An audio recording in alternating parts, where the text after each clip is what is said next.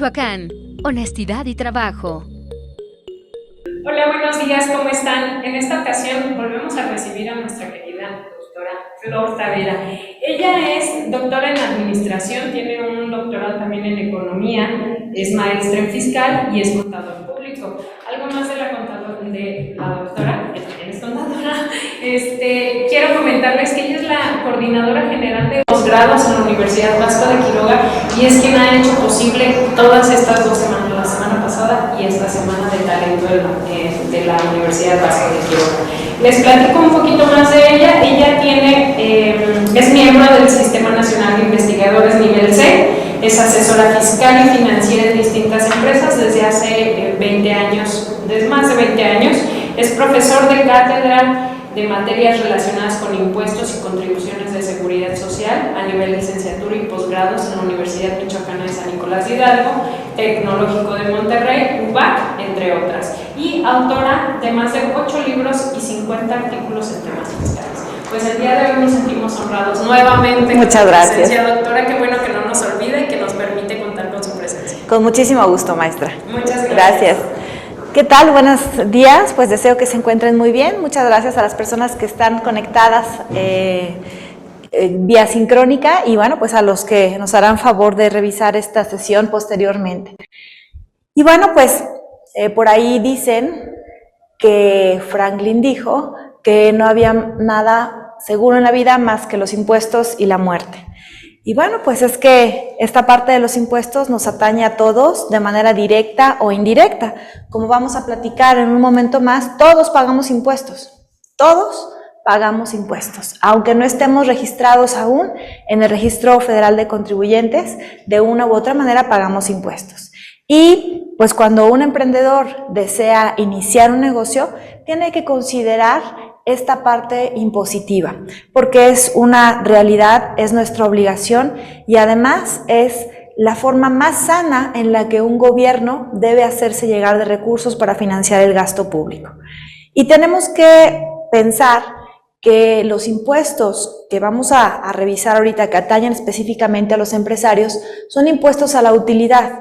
Así es que mi mejor deseo para los emprendedores que nos están viendo en este momento es que paguen muchos impuestos. ¿Por qué? Porque querrá decir que están ganando mucho dinero. Aún así, dentro de nuestra legislación fiscal hay esquemas más benéficos que otros y en eso estriba la planeación fiscal, que a diferencia de la evasión y la ilusión fiscal, que son pues defraudaciones y son actuaciones al margen de la ley, la planeación fiscal es utilizar la ley, los beneficios de la ley en favor del contribuyente. No en perjuicio del fisco, sino a favor del contribuyente. Y las autoridades fiscales deben permitir este tipo de planeación, que en la ley de ISR hay un capítulo exclusivo dedicado a los estímulos fiscales. Y en ese capítulo exclusivo encontramos diversos estímulos fiscales, uno que todos los patrones pueden aprovechar, es el estímulo fiscal por contratación de personas con discapacidad, y el estímulo fiscal por contratación de personas adultos mayores de 65 años, en donde las personas morales, pensando en los patrones, personas morales que contraten a este tipo de personas, tendrán una deducción adicional del 25% sobre el sueldo que paguen a estas personas, de tal manera que podrán lograr un ahorro del 7.5% de ISR simplemente por contratar a una persona que tenga discapacidad o una persona que sea mayor de 65 años. Con todos los beneficios que conlleva esto, de esta inclusión hacia las empresas, porque una persona, tanto con discapacidad como una persona con discapacidad, despierta a lo mejor en las personas que están a su alrededor. Entonces, esta imagen hacia el exterior, hacia los clientes de inclusión, esta imagen de decir nosotros sabemos lo valioso que es cada uno de los individuos a pesar de lo que podamos, de los estereotipos que luego estamos poniendo. Y en cuanto a los adultos mayores, pues son personas que tienen una lealtad enorme hacia las empresas que los contratan cuando ya superan a los 65 años y que toda la sabiduría, todo el conocimiento, toda la experiencia que estas personas tienen, pues están dispuestos a dar lo mejor de sí en las empresas que les abren la oportunidad a esta edad de la vida. Bueno, entonces esto nada más es para considerar que los impuestos son parte de la vida, pero que hay esquemas que nos permiten de manera legal disminuir la carga tributaria y a eso se le conoce como planeación fiscal. Pero ¿qué tiene que saber un empresario sobre impuestos? Un empresario no debe de ser un experto en impuestos, pero sí tiene que tener bastantes conocimientos básicos.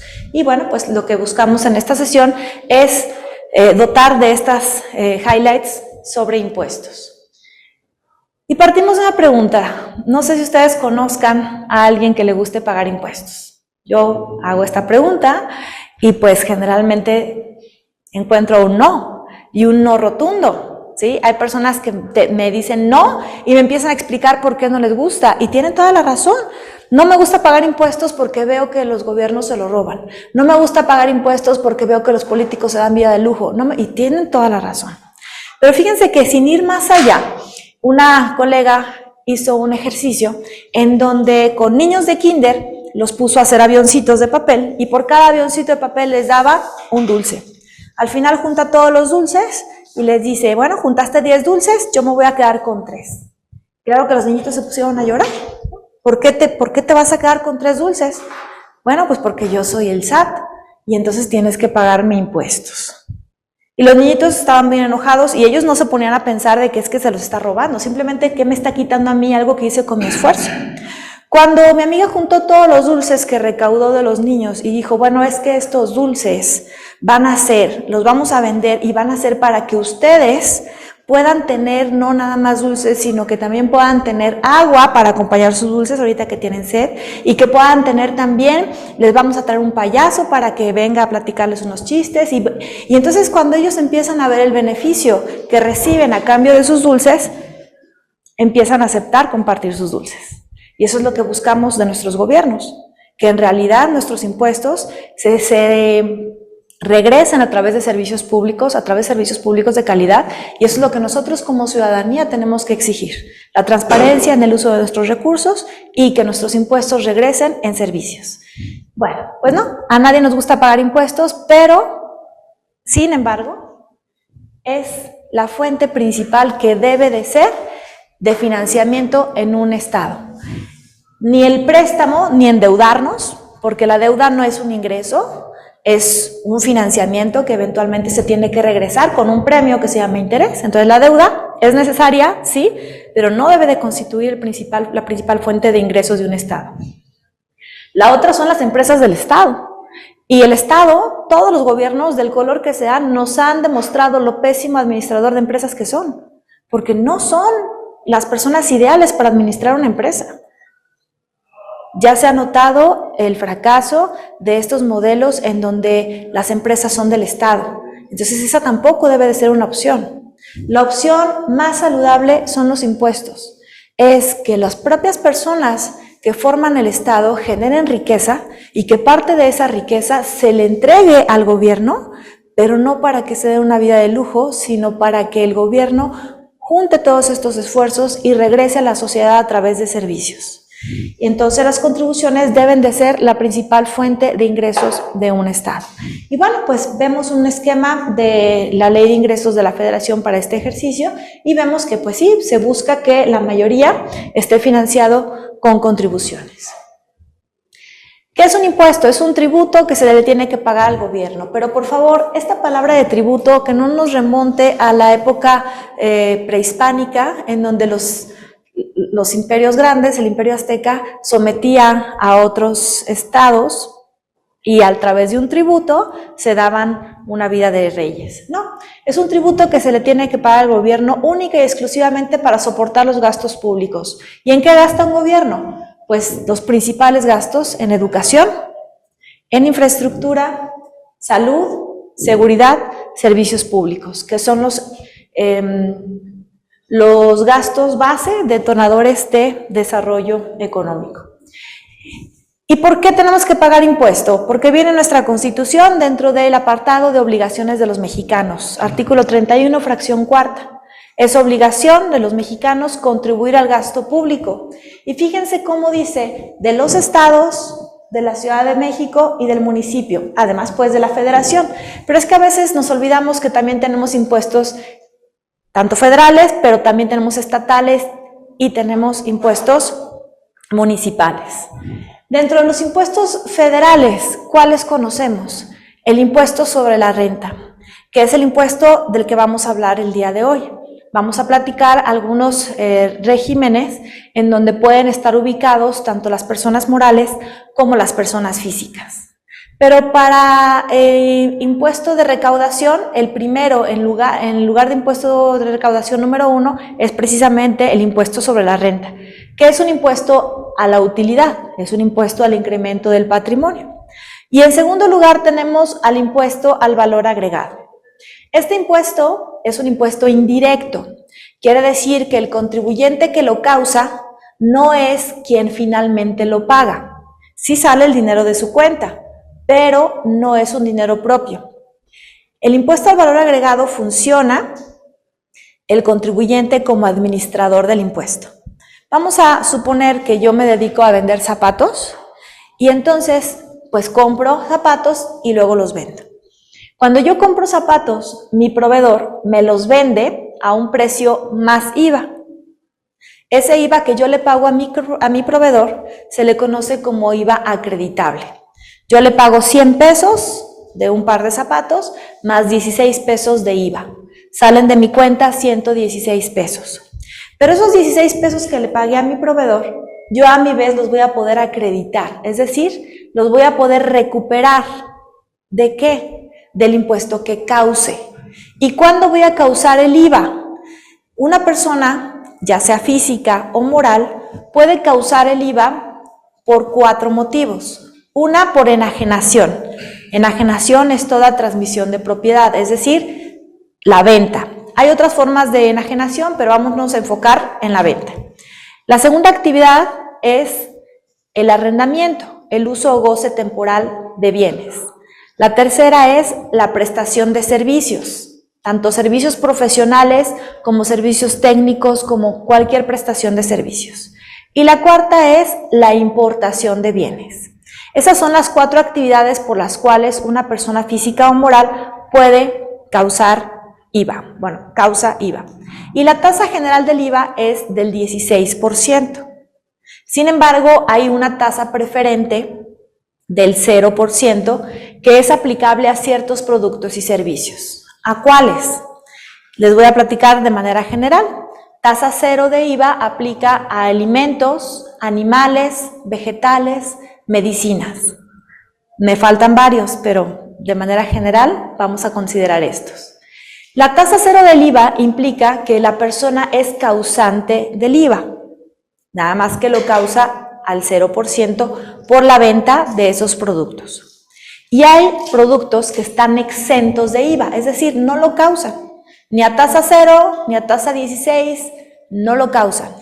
Algunos productos exentos de IVA son los servicios de atención médica prestados por médicos, cirujanos dentistas, veterinarios.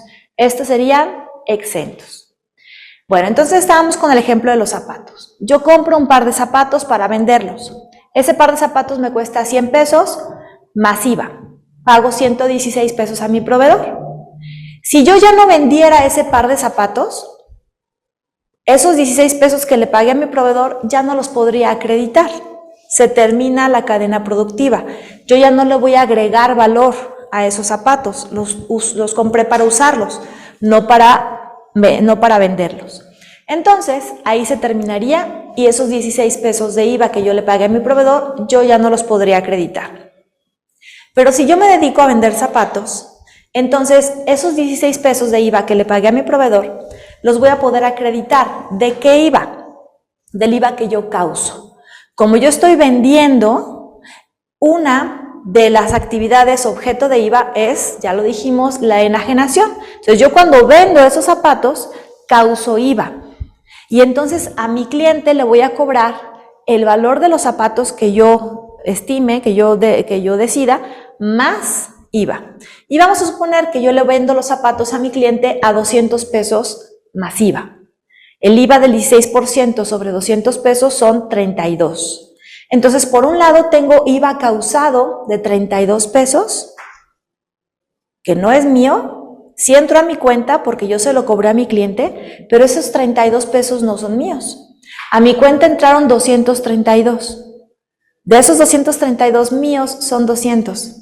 32 pesos no son míos. Y tan no son míos que al final del mes tengo que hacer cuentas y ese IVA causado se lo tengo que entregar al SAT. Sin embargo, yo tengo un IVA que yo pagué a mi proveedor. Bueno, pues ahora es momento de recuperar el IVA que pagué a mi proveedor. IVA causado, 32 pesos, menos IVA acreditable, 16 pesos. IVA por pagar, 16 pesos. Yo tengo que pagarle al SAT 16 pesos de los 32 que cobré. ¿Por qué no le pago la totalidad? Porque yo a mi vez tuve que pagarle IVA a mi proveedor.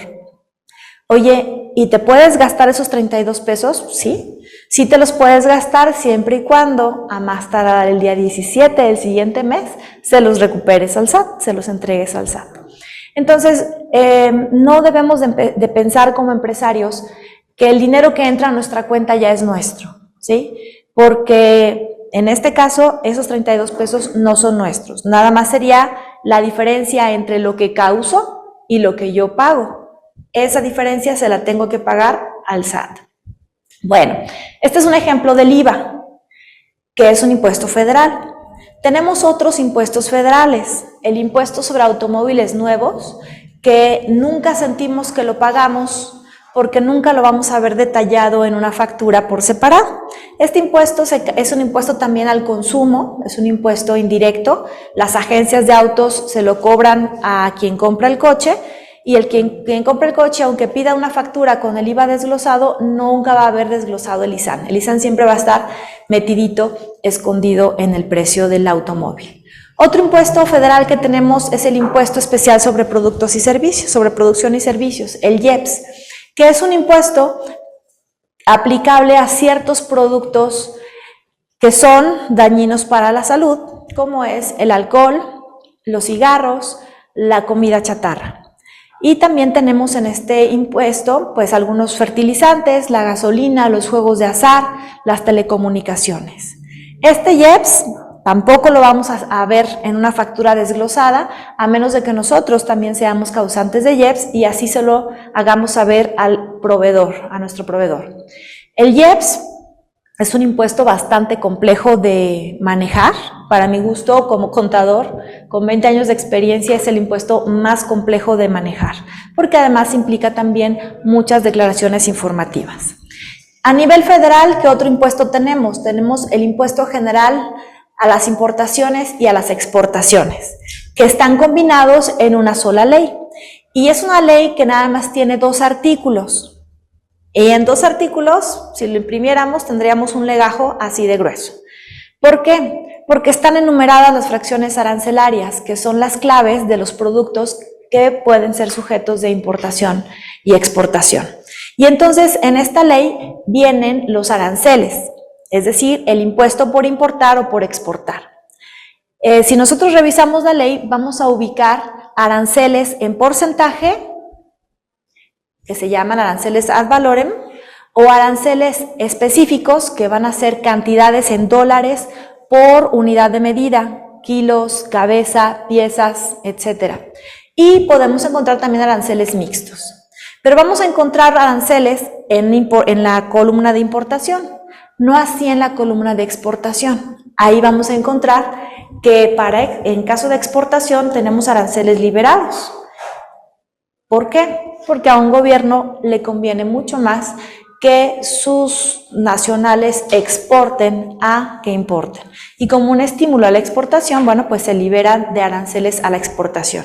Así también el IVA está a tasa cero a la exportación.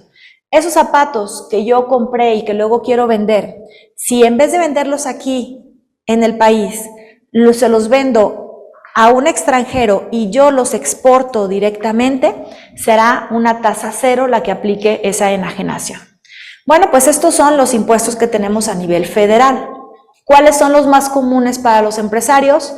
El ISR, impuesto sobre la renta, y el IVA, impuesto al valor agregado. Y para aquellos empresarios que manejan bebidas alcohólicas, cigarros, juegos de azar, telecomunicaciones, algunos fertilizantes, gasolina, bueno, también tendrían que ser contribuyentes de IEPS. Cuando importamos o exportamos, hay que revisar la Ley de Impuesto General a la Importación y la Exportación, y cuando somos vendedores de automóviles nuevos, pues la ley del ISAN. Eso es a nivel federal. Pero ¿qué pasa a nivel estatal? También tenemos impuestos estatales y les voy a platicar de los impuestos que tenemos en Michoacán. Tenemos un impuesto que tiene un nombre un poco largo, pero que le llamamos el 3% sobre nómina, que es un impuesto que se adoptó aquí en Michoacán hace poco más de 20 años, pero que no fue exclusivo de Michoacán. Fue adoptado por la mayoría de los estados del país. Cada estado tiene la facultad de imponer los impuestos que su Congreso considere necesarios. Solamente hay algunas restricciones que nos marca la Constitución. Por ejemplo, los estados no pueden imponer impuestos por extracción o ingreso de mercancía a su territorio. Esa es facultad única de la Federación. Pero los estados sí pueden imponer otro tipo de impuestos. Por ejemplo, el impuesto sobre nóminas, que es, insisto, no nada más aplica aquí en Michoacán, aplica en todos los estados de la República. La diferencia básica es la tasa.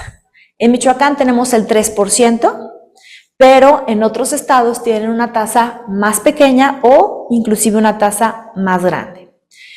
Este impuesto, en la exposición de motivos, señaló que era con el objetivo de combatir el empleo informal y lograr mayor formalidad de los trabajos. Bueno, no sé, no creo que haya tenido este impacto que se deseaba en la exposición de motivos, porque finalmente al encarecer el costo del trabajo formal, pues se incrementa la informalidad. Y lamentablemente Michoacán es uno de los estados que mayor índice de informalidad laboral tiene a nivel nacional. Otro impuesto que tenemos aquí en Michoacán, muy común también en otros estados, sobre todo en los estados que tienen vocación turística, es el impuesto sobre hospedaje.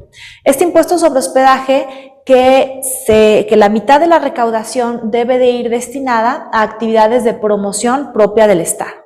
Entonces, a los empresarios, ¿cuándo pagamos este impuesto por hospedaje? Bueno, pues cuando somos hoteles, moteles, hostales, todo lo que es prestar servicio de hospedaje. Y el impuesto sobre nóminas, bueno, pues cuando somos patrones por los trabajadores que tenemos en la nómina.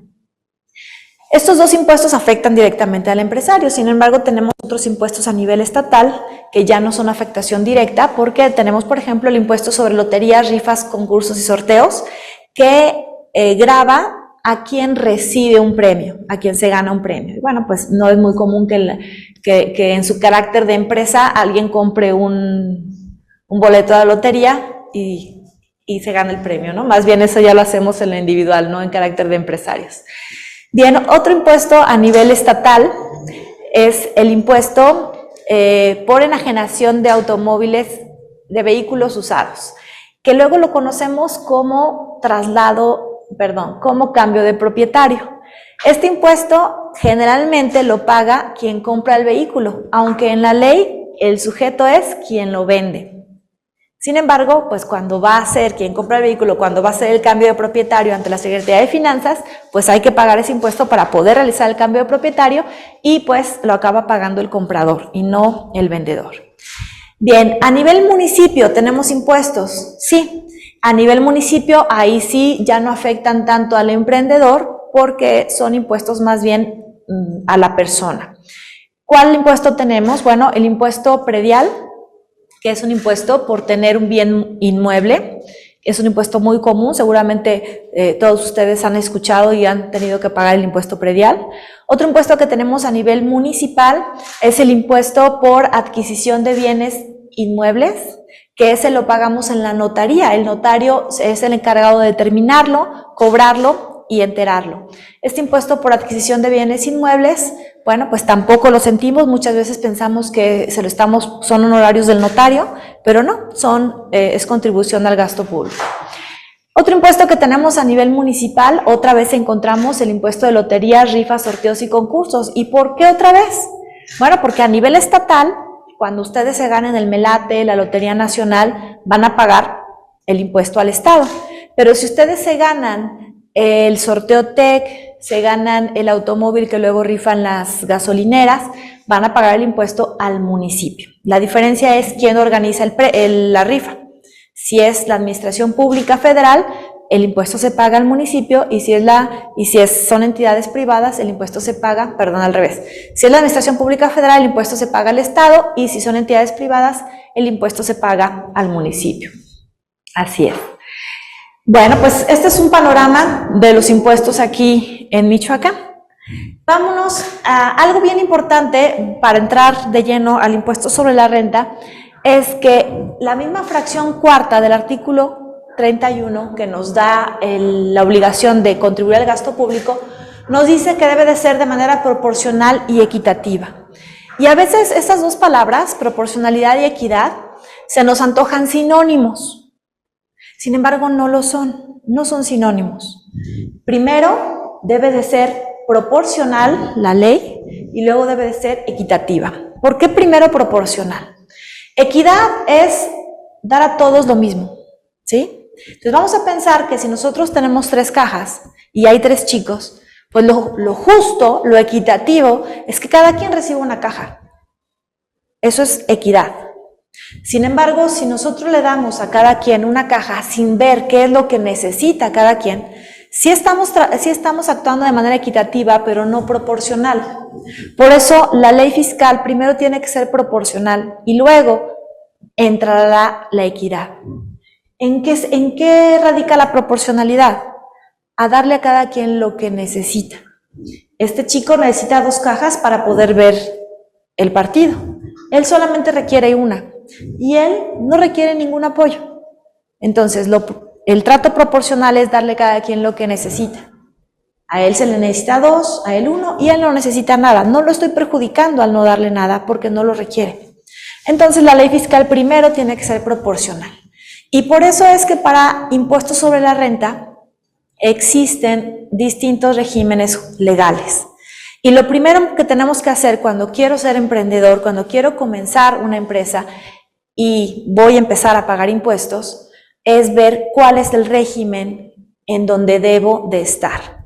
Porque me ha tocado ver un montón de casos en donde constituyen una sociedad el emprendedor y con su esposa, o la esposa emprendedora con el esposo, o con amigos, y nada más le dice, oye, es que necesito que le firmes porque necesito hacer una sociedad para comenzar mi negocio. Me ha tocado ver un montón de sociedades que finalmente gastan los honorarios del notario para el acta constitutiva y que luego ni siquiera pueden operar. Y esto nada es más que desconocimiento de las otras figuras que existen para hacer negocios. Y si nosotros hacemos una persona moral, cuando pudimos habernos hecho presentes en el mercado con una persona física, nosotros solitos nos estamos quitando las cajas que nos puede prestar la legislación fiscal para poder iniciar nuestro negocio.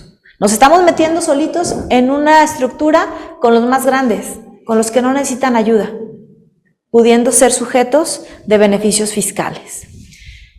Bien, entonces, como empresario, ¿qué tengo que saber? Lo primero es que sí tengo que tener un asesor fiscal, porque muchas veces el SAT nos dice, es que ya no vas a necesitar contador.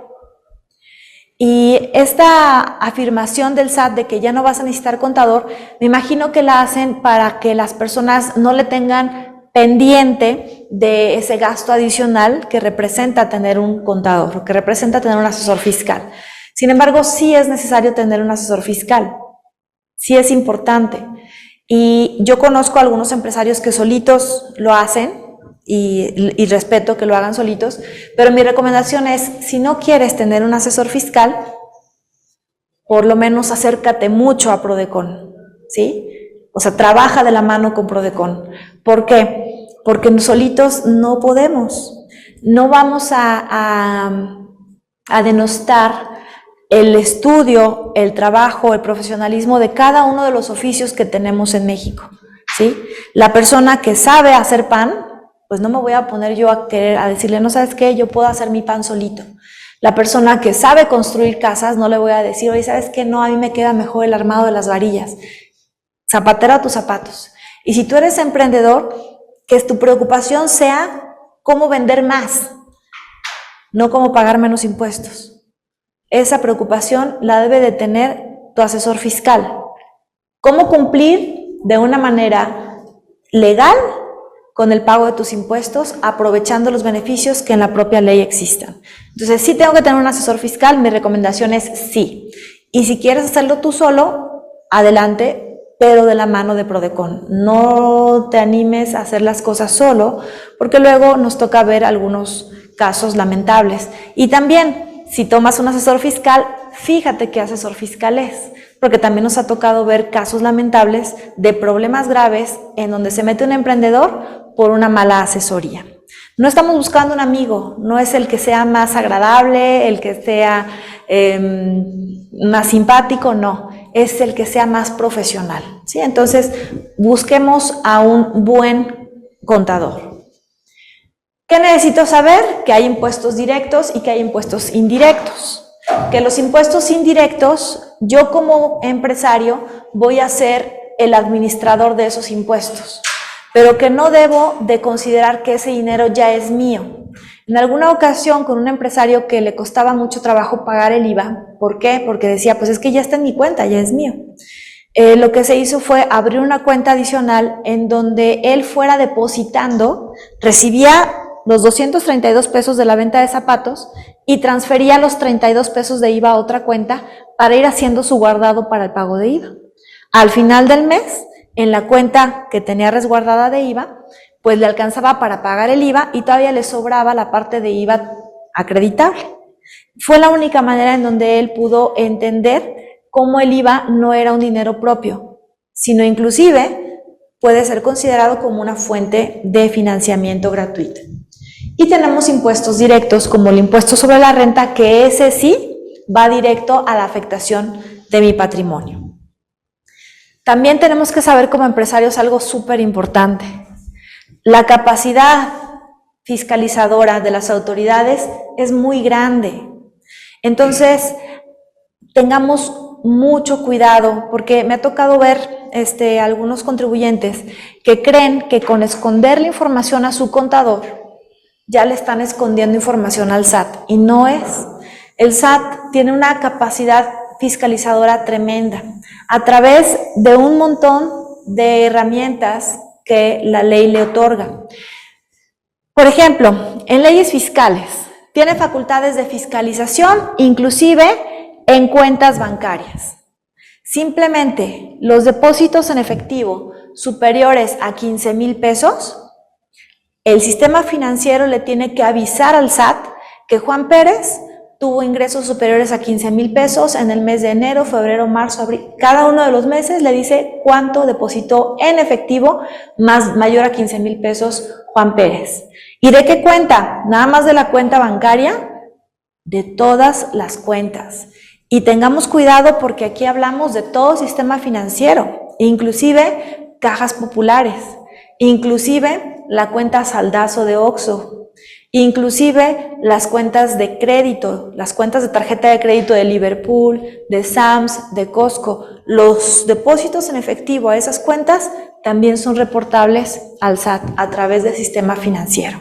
¿Quiénes no reportan? Pues las entidades que no están reguladas, pero las entidades que no están reguladas, pues de la noche a la mañana pueden desaparecer con nuestro dinero.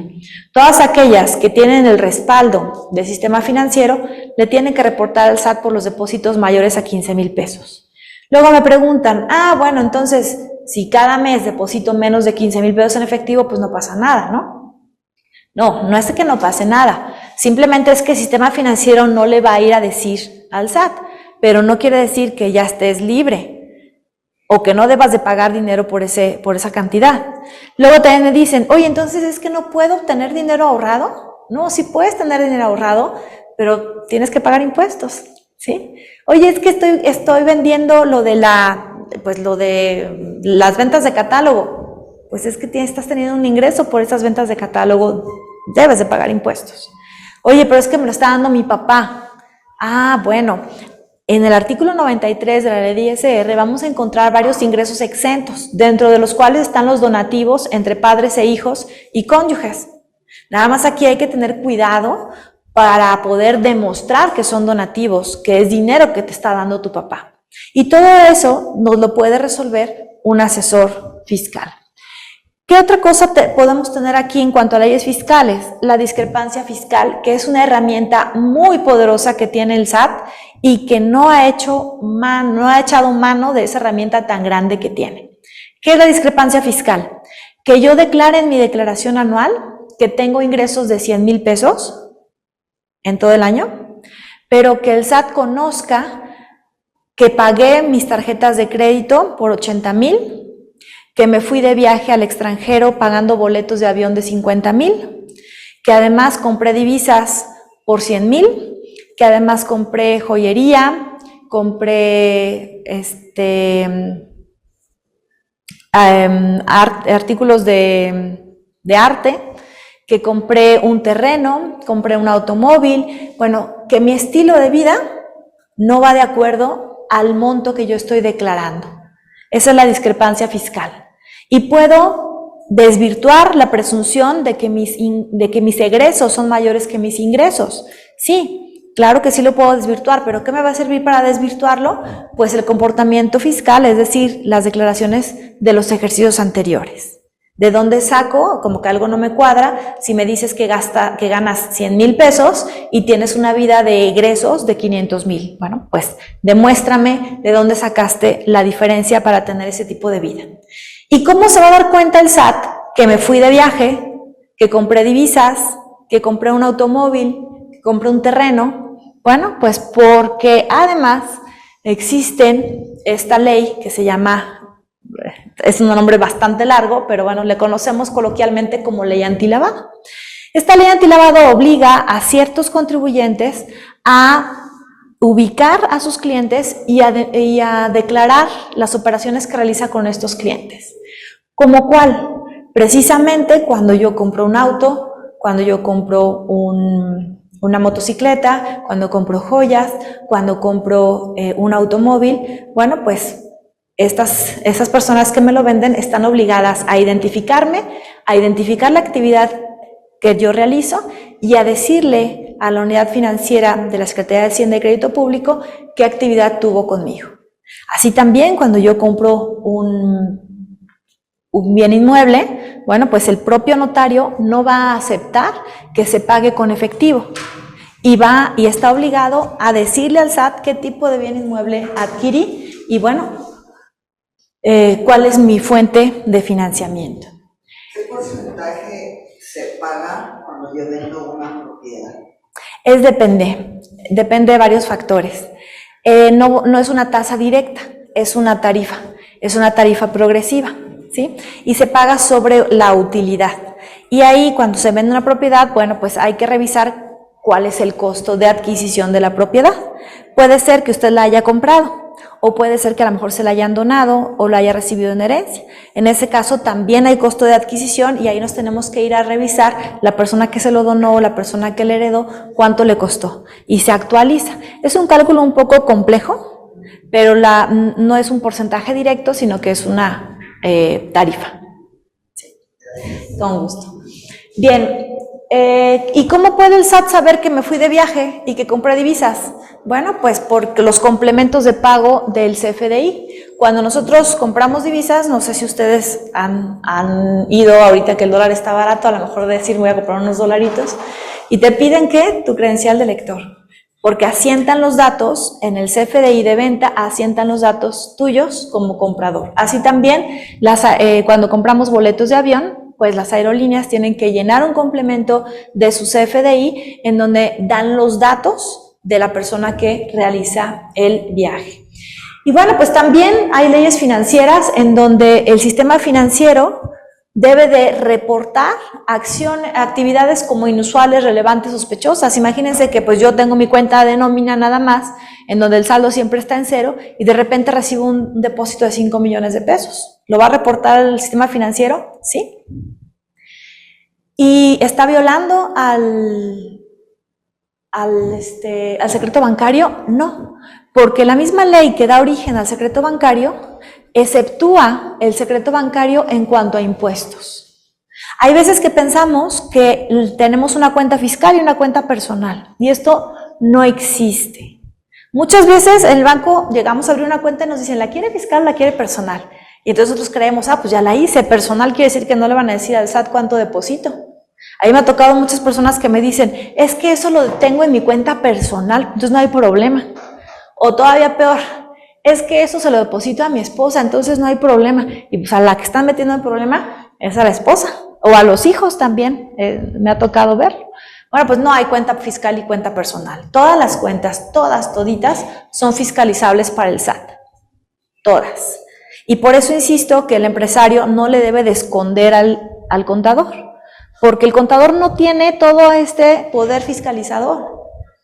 El SAT sí. El contador necesita tener la información del empresario para poder apoyarlo el correcto cumplimiento de sus obligaciones. Y bueno, pues entonces es un esquema muy amplio de fiscalización del SAT.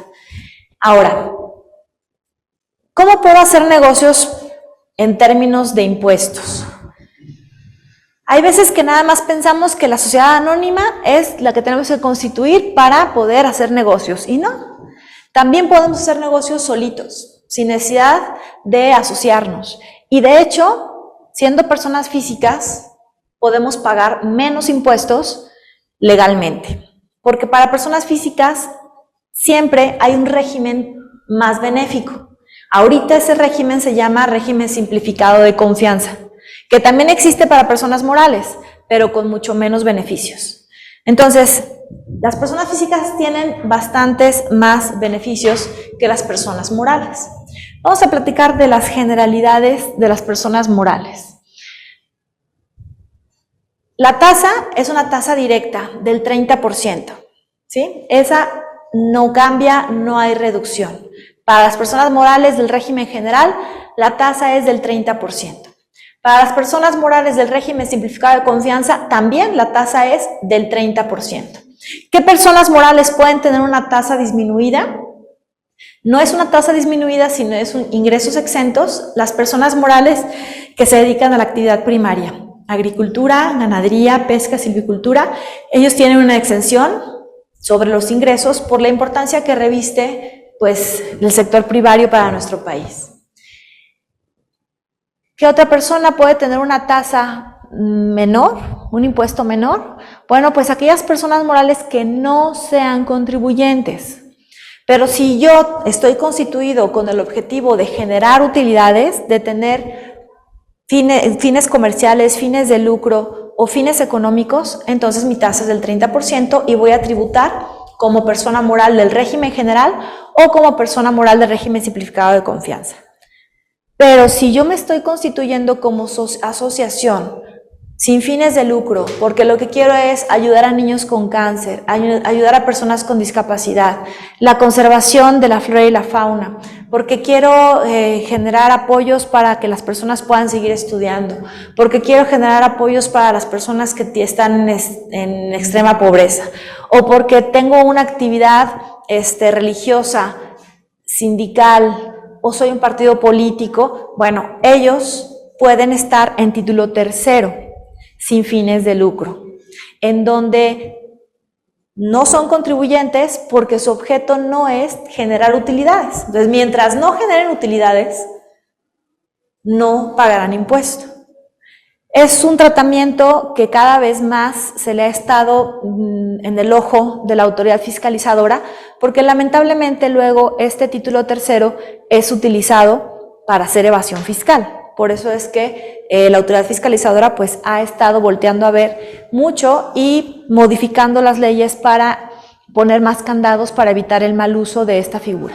Pero quienes constituyen una empresa para tener utilidades, pues van a la tasa directa del 30%.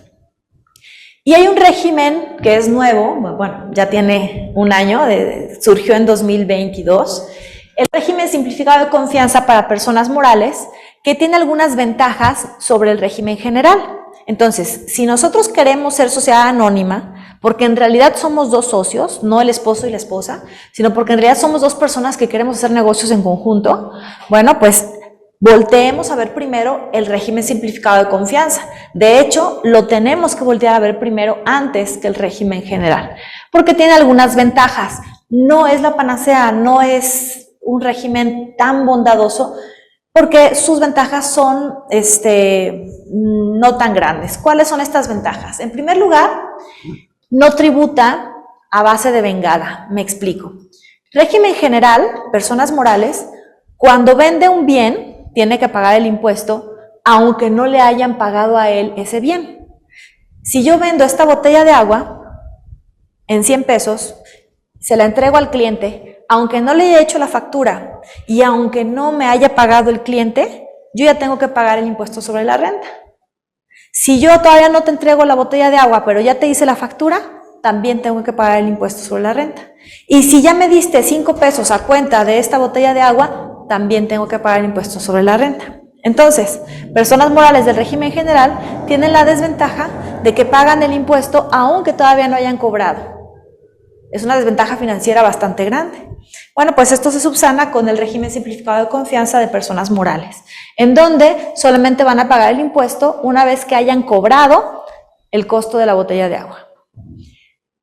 Otra ventaja del régimen simplificado de confianza es la deducción de las inversiones. Cuando nosotros compramos un automóvil, pues ese automóvil no nos va a servir nada más para este año, nos va a servir para varios años. Entonces, la deducción del automóvil no la puedo hacer al 100% en el ejercicio que lo adquiero. Lo tengo que hacer con un porcentaje de deducción. Para los automóviles, el porcentaje de deducción es el 25%. Cada año, quiere decir que en 4 años voy a haber deducido todo el valor del automóvil. ¿Qué ventaja tiene Recico persona moral sobre el régimen general? Que los porcentajes son mayores en varios casos. Por ejemplo, para equipo de cómputo, régimen general puede deducir al 30%, pero régimen simplificado de confianza persona moral deduce al 50%. En vez de que sea en 3 años la deducción, Recico la hace en 2 años. Eso es una ventaja, ¿por qué? Porque adelanto deducciones, pero no es para todos los bienes. Por ejemplo, los automóviles siguen quedando a la tasa del 25%. ¿Qué otra ventaja tiene Recico persona moral? Bueno, pues la liberación de algunas obligaciones como el envío de la contabilidad electrónica y el envío de la declaración informativa de operaciones con terceros. A grandes rasgos, estas son las ventajas de Recico persona moral sobre régimen general. Bien, pero tiene algunas excepciones. La excepción más grande es que solamente Recico persona moral es para aquellas personas morales que tengan ingresos de menos de 35 millones de pesos, que todos sus accionistas o socios sean personas físicas, bueno, entre otras características. Pero ahí será que el asesor fiscal te diga qué características se tiene que tener para permanecer en este régimen.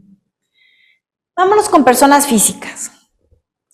Personas físicas con actividad empresarial, es decir, yo quiero comprar y vender, o quiero fabricar un producto y venderlo, o quiero prestar un servicio, o quiero vender a través de plataformas digitales. Bueno, ¿qué opciones tenemos? Tenemos primero el régimen general, que es el que menos beneficios tendría. El régimen general tiene la característica de que paga el ISR sobre la utilidad, es decir, ingresos menos deducciones. Sobre tu utilidad pagas el impuesto. Pero el impuesto no es una tasa directa, como hace ratito lo mencionamos, del 30% para personas morales. En el caso de personas físicas del régimen general, vamos a una tarifa, ¿sí? Esta tarifa es para todas las personas morales, régimen general, actividad, arrendamiento, intereses, dividendos, es decir, esta es la de la declaración anual. Aquí también entraríamos a la de la venta del inmueble, ¿sí? Pero el inmueble tiene bastantes aristas en cuestión para determinar la utilidad. Bueno, se fijan que es una es una tarifa progresiva. Mientras más brinque el renglón, mayor impuesto es. ¿Y por qué es una tarifa tan compleja? Porque pues de verla ya vemos que está bastante compleja. Bueno, es una tarifa que crece en una proporción de más que 1 a 1. Me explico. Nosotros consideramos que si tengo utilidad de 100 pesos y el impuesto es del 30%, pues voy a pagar 30 pesos, ¿sí? Pero si tengo utilidad de 200 pesos, pues se fue la utilidad al doble, ¿el impuesto a dónde se me va a ir? Se me va a ir al doble, es decir, 60 pesos, ¿sí? Ese es un incremento proporcional, porque la tasa es proporcional. Pero aquí es progresivo. Aquí no tengo que pensar que si gano 100 pesos, pago 10, y si gano 200, pago 20. No, aquí va creciendo de una manera más que proporcional. El legislador diseñó esta tarifa para que cuando cambiamos de un renglón a otro, el cambio sea suavizado. No de manera abrupta pasemos del 1.92 al 6.40%. Y si se fijan, no termina el renglón al 30% como personas morales, sino que se va incluso al 35%. Quiere decir que una persona física podría incluso pagar más del 30% que lo que paga una persona moral, sí, pero también podría pagar mucho menos del 30%. ¿De qué depende? De sus ingresos. Acuérdense del principio de proporcionalidad. Entonces va a hacer que el que gane más, pague más, ¿sí? No es la misma tasa para el que gana más, se va incrementando la tasa. Otra característica de este régimen general, que comparte con los otros títulos, pero no comparte con Resico, lo vamos a platicar un poquito más adelante, es que puede disminuir el ISR a cargo en la declaración anual con las deducciones personales. Aquí en la Academia de Michoacán tuvimos en la última semana de marzo una plática sobre deducciones personales. Digo, se las recomiendo. ¿Por qué? Porque justo ahorita que estamos a mitad del año, estamos a muy buen tiempo de hacer estas deducciones personales con las cuales podemos generar un saldo a favor de impuestos sobre la renta. Y ahorita a mitad del año estamos perfecto en tiempo de ver si podemos comprar a lo mejor un seguro de gastos médicos mayores, de pedirle a la escuela de nuestros hijos que nos emita un CFDI, una factura por las colegiaturas y revisar que esa factura cumple con los requisitos fiscales, de hacernos ese check-up médico que tanto hemos dejado pasar para generar también esta deducción personal. Bueno, pues por ahí está ya en la grabación de la Academia de Michoacán en el mes de, no fue en abril, ¿verdad? Fue en Semana Santa. Sí, o en Semana Santa o en Semana de Pascua, una de esas 2 semanas, pero fue en el mes de abril. ¿De Pascua? ¿De Santa no? Sí. Bueno, pues ahí está, se las recomiendo para que generen o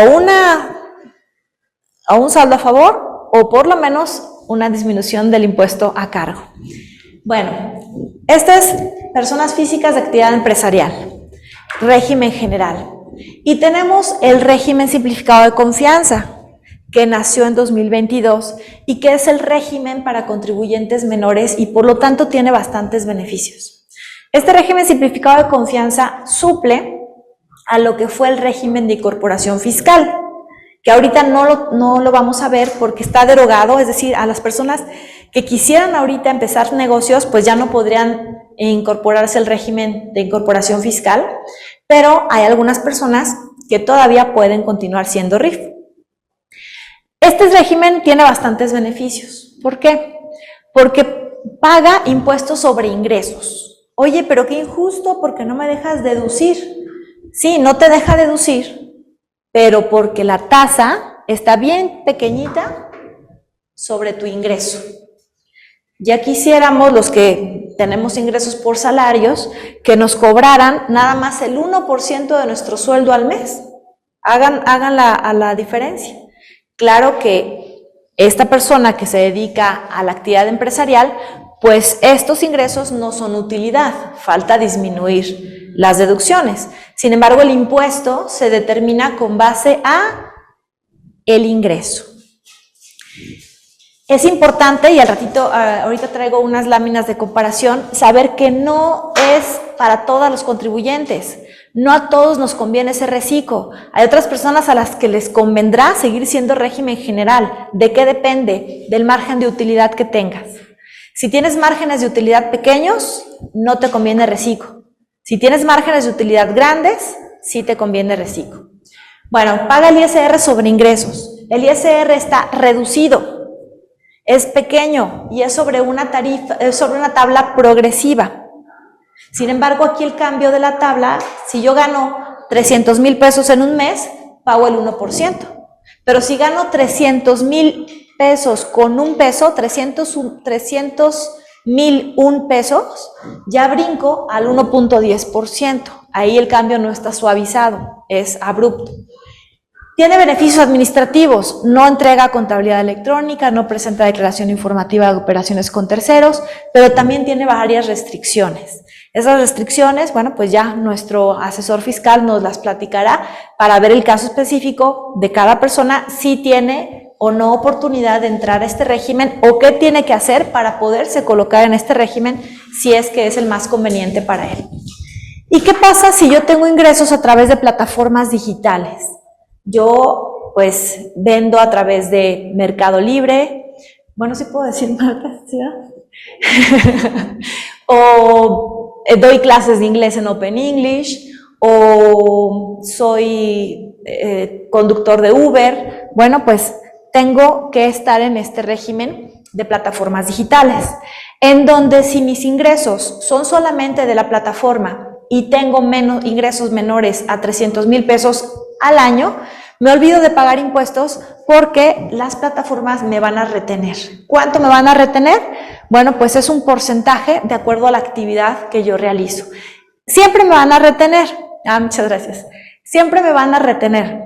La diferencia es, si yo tengo ingresos de hasta 300,000 pesos exclusivamente por plataformas digitales, la retención ya es pago definitivo. Ya no me hago cargo de presentar declaraciones ni ya. Lo que me retuvo la plataforma ya es el impuesto. Pero si yo tengo ingresos mayores a 300,000 pesos o tengo ingresos por otras actividades, estas retenciones simplemente es un pago a cuenta de el impuesto, ¿sí? Esa podría ser la diferencia. El porcentaje de retención va de acuerdo con el tipo de actividad. Por servicios de transporte de bienes de pasajeros, de bienes o de pasajeros, 2.1, 4% por servicios de hospedaje, enajenación de bienes y prestación de servicios en general, el 1%. ¿Y qué puedo deducir? Bueno, pues lo que tenemos que tener en mente es que podemos deducir lo que tenga una razón de negocios, ¿sí? Si yo me dedico a dar pláticas, pues comprar agua embotellada tiene una razón de negocios porque es necesaria para poder desarrollar esta actividad. Si yo me dedico a, si yo soy un médico, pues va a tener una razón de negocios comprar instrumental médico. ¿Por qué? Porque me dedico a esta actividad. Entonces, que tenga una razón dentro de la actividad que yo desempeño. Y aquí está la comparación de qué me conviene más. Tenemos distintos regímenes, considerando un margen de utilidad neta del 10%, es decir, por cada 100 pesos me quedo netos con el 10%. La persona moral no contribuyente tiene que tener todos los requisitos para que siga siendo no contribuyente y cuando tiene un remanente, pues no pague impuesto, pero es un tratamiento que debe de cumplir bastantes requisitos que se han endurecido a lo largo de los años. Las personas morales contribuyentes, pues sería el 30% directo sobre la utilidad, pagarían 60,000 pesos. La tasa efectiva, es decir, dividir la utilidad entre el ingreso, es un 3%. Persona física del régimen general va a una tarifa y estaría pagando 25,000 pesos, una tasa efectiva del 1%. La persona física de régimen de incorporación en su primer año de tributación no pagaba nada, en su segundo pagaba el 10, en su tercero el 20. La persona física del régimen simplificado de confianza, en este caso, estaría pagando 40,000 pesos. Híjole, fíjense cómo aquí, haciendo la comparación, le conviene mucho más a esta persona estar en el régimen general que estar en el régimen simplificado de confianza, que yo había dicho que tenía muchos beneficios. Sí tiene muchos beneficios, pero no es para todos. Si el margen de utilidad es pequeño, me conviene más el régimen general. Si el margen de utilidad es grande, me conviene más el reciclo.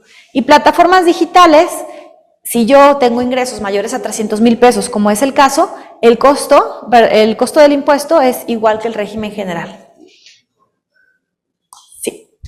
Como aclaración, las deducciones personales deben pedir la factura en tiempo. Así es. Hay muchas cuestiones en las deducciones personales que están plasmadas ahí en el video para cuando lo puedan revisar, ¿sí? Ahorita no platicamos de las especificaciones de las deducciones personales, porque bueno, el tema que nos trae en esta sesión es otro, pero por ahí ya nos hicieron favor también de compartir el video. Bien, con un margen de utilidad más grande, ¿qué ocurre? Persona moral se queda igual. Fíjense cómo cambia, persona física, brincó. Fíjense cómo ahora sí me conviene más ser reciclo, ¿sí? Entonces es un traje a la medida. Es un traje a la medida que, ¿quién me lo puede hacer? Pues el contador, el asesor fiscal. En cuanto a recomendaciones, por favor, cuiden el manejo de sus cuentas bancarias, de todas sus cuentas bancarias, inclusive de las tarjetas de crédito, también son cuentas bancarias. Que todos los depósitos tengan un origen fiscal. Y el hecho del origen fiscal no quiere decir que paguen, o sea, que todo tenga que pagar impuestos.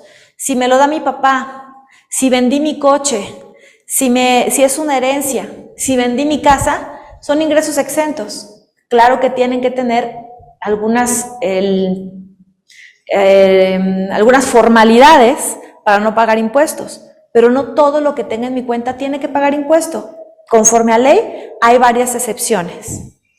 Entonces, lo que hay que hacer es que todos los depósitos podamos explicar el origen que tiene. Explicarlo fiscalmente implica que tengamos el soporte documental de ese depósito. No el depósito, el voucher del depósito, no, sino que si yo vendí mi casa, pues el soporte documental es la escritura pública, ¿sí? Por ejemplo. No pagar las tarjetas en efectivo. Muchas veces la gente dice, es que no quiero declarar y mejor pago mis tarjetas de crédito con el dinero que no quiero declarar para que la Hacienda no se entere. Sí se va a enterar, porque las tarjetas de crédito son sistema financiero y también le van a ir a decir al SAT cuando depositas más de 15,000 pesos en efectivo. No prestar líneas de crédito. Nos ha tocado ver casos en donde la tarjeta de crédito se la andan prestando a todo mundo para comprar los conciertos, los boletos de Luis Miguel. Bueno, pues ahí nos podrían considerar que los depósitos son de discrepancia fiscal.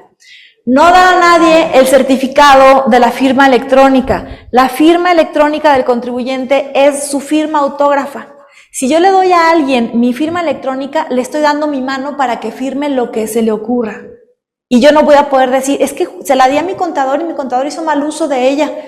No podemos rechazar la firma electrónica. Entonces la firma electrónica es personalísima y cada vez se está ampliando más para qué se puede usar. Entonces tengamos cuidado de no compartir la firma electrónica. Aunque tengamos un excelente contador, tenemos que tener ciertos límites y uno de esos son la firma electrónica. La firma electrónica no la tiene que tener ni el contador.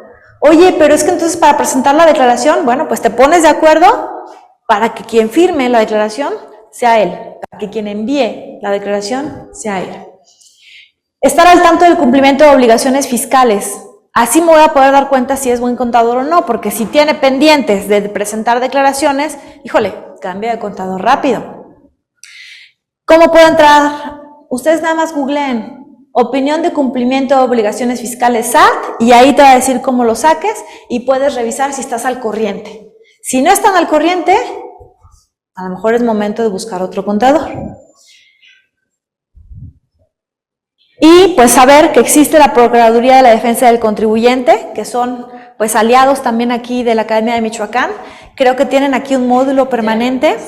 ¿Sí? Entonces, si no tenemos ahorita a lo mejor el recurso para contratar un asesor fiscal, bueno, pues apoyarnos muchísimo de la Secretaría de la Defensa del Contribuyente.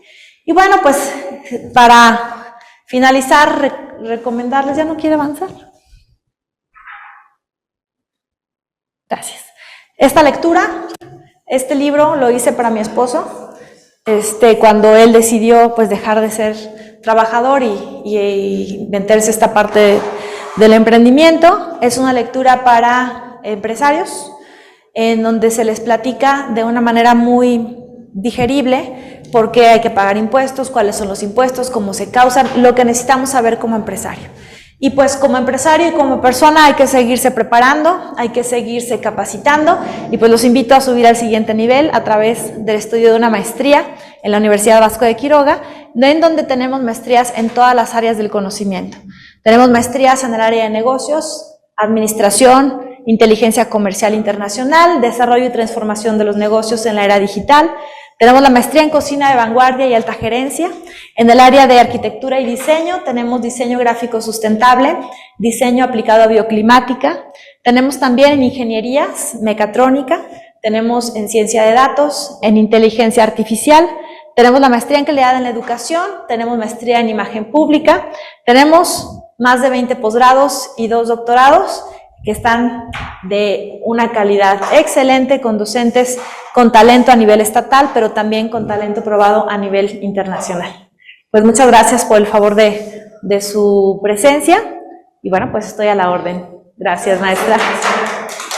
Gracias. Por toda esta información que siempre nos trae, es una información muy importante para todas las personas que siguen a la Secretaría de Desarrollo Económico. Siempre es un placer tenerla con nosotros. El placer es mío, maestra. De verdad la que tiene usted a favor de estar aquí en la Academia de Michoacán. Y quiero finalizar la sesión entregándole el reconocimiento que el Gobierno del Estado tiene para usted a través de la Secretaría de Desarrollo Económico. Este reconocimiento es para la doctora Flor de María Tavera Ramírez por su valiosa intervención como ponente en la Academia de Michoacán, por su ponencia, lo que todo empresario debe saber sobre los impuestos.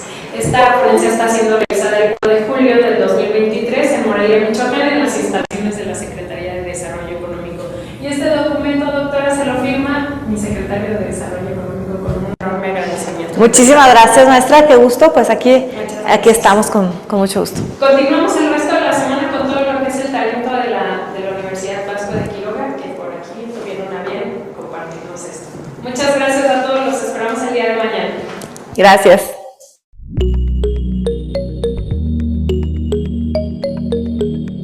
Michoacán, honestidad y trabajo.